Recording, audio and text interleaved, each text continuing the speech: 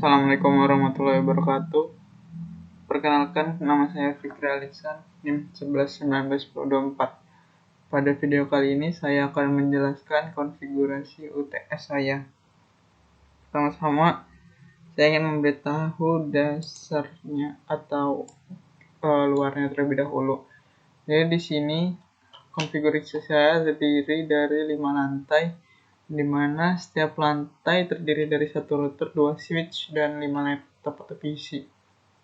Kemudian terdapat 1 router sentral yang membuat semua router itu dapat saling berkomunikasi atau saling terkoneksi. Nah, lantai 1 dan 2 terhubung menggunakan metode static routing. Sedangkan lantai 2 dan 3 terhubung dengan menggunakan metode RIP-v2. Kemudian, lantai 3 dan 4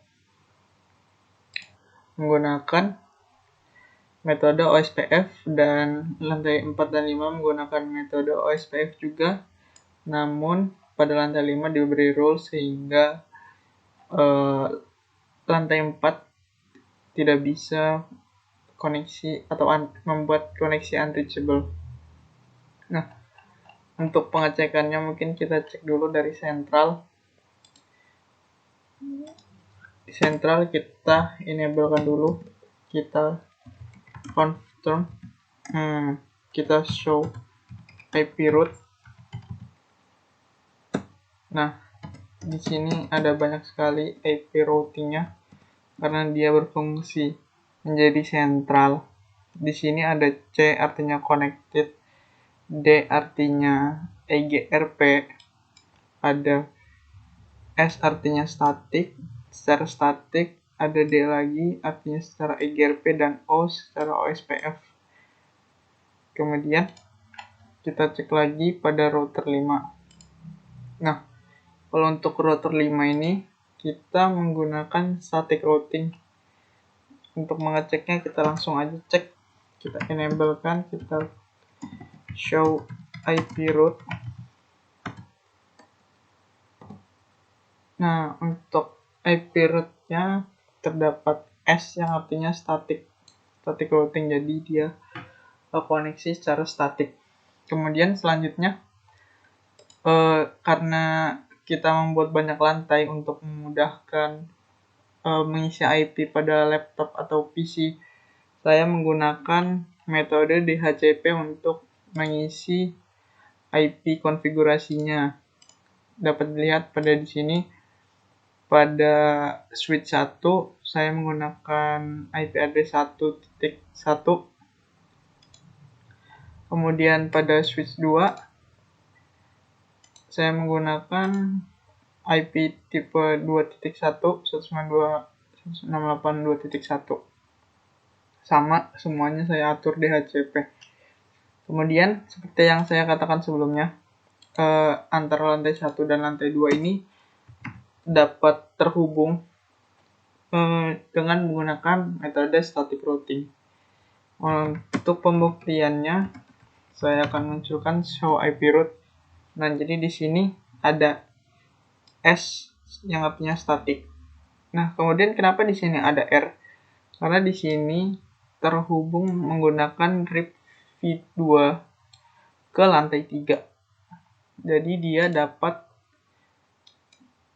ngeping dulu. Coba kita tes. Pada command prompt kita tes ping 192.168.1.1. Kita tunggu dulu. Nah, masuk. Kita coba tracer 192.168.1. Jadi dia melalui 4 langkah. Jadi dia itu ke gateway dulu atau interface router 4. Kemudian dia pergi ke 20.20.1 alias ke sentral.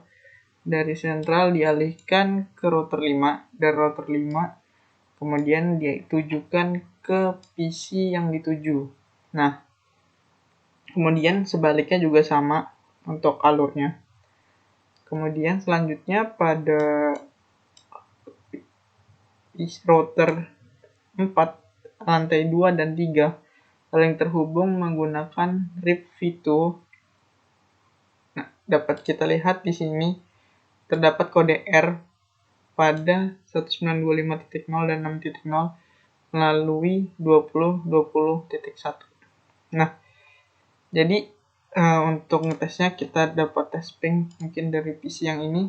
Kita masuk ke desktop, kita masuk command prompt, kita tes ping, kita cek dulu IP salah satu laptop di sini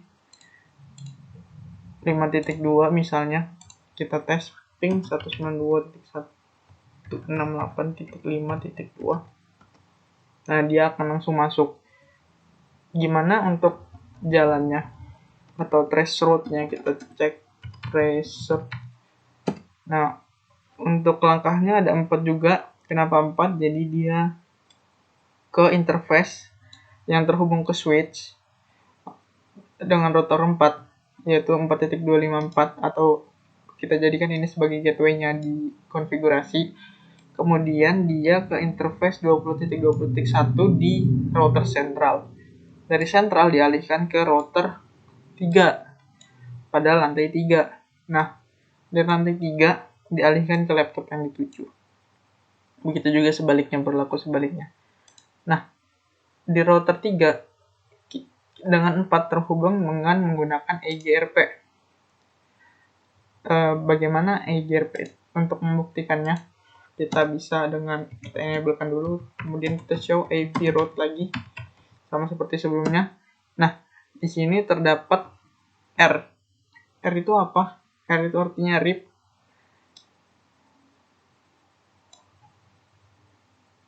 RIP v2 atau RIP. Nah, kemudian ada D. D melambangkan EGRP. Nah, kemudian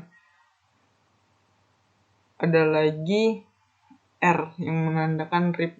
Mungkin sebelumnya saya ada salah konfigurasi sehingga ada ini RIP. Nah, kemudian ada D lagi yang melambangkan EGRP. Kemudian ada C yang menandakan connected. Nah, untuk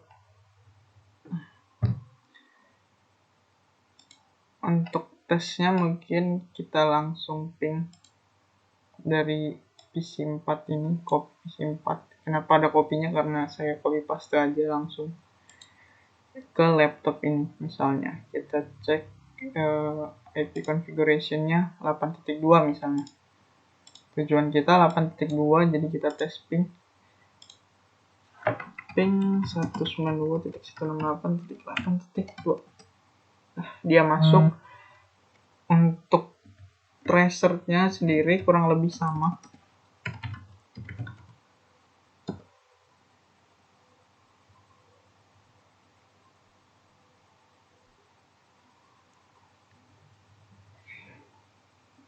Untuk tracer sendiri kurang lebih sama, jadi dia ke interface-nya si router 3 dulu. Dari router 3 dia ke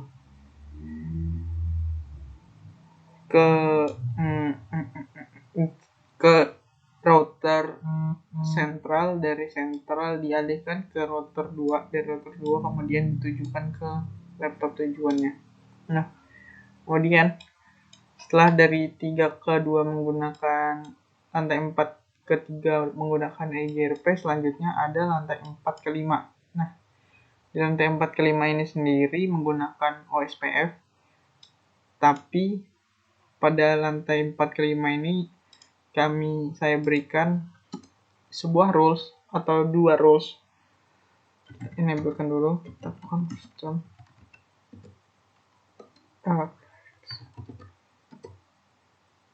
Kita show IP access list.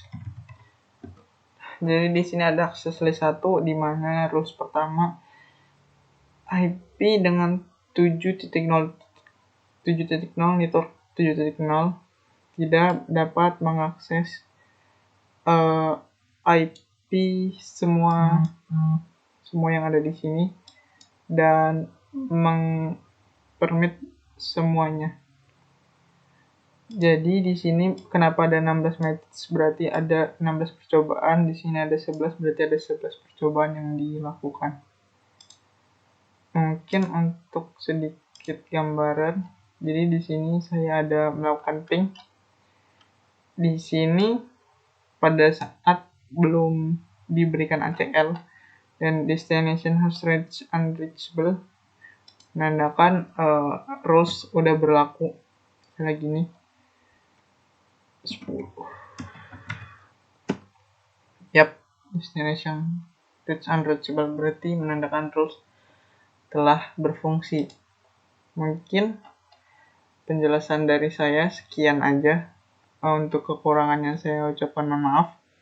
Wassalamualaikum warahmatullahi wabarakatuh dan selamat menjalankan ibadah puasa buat kita yang beragama Islam.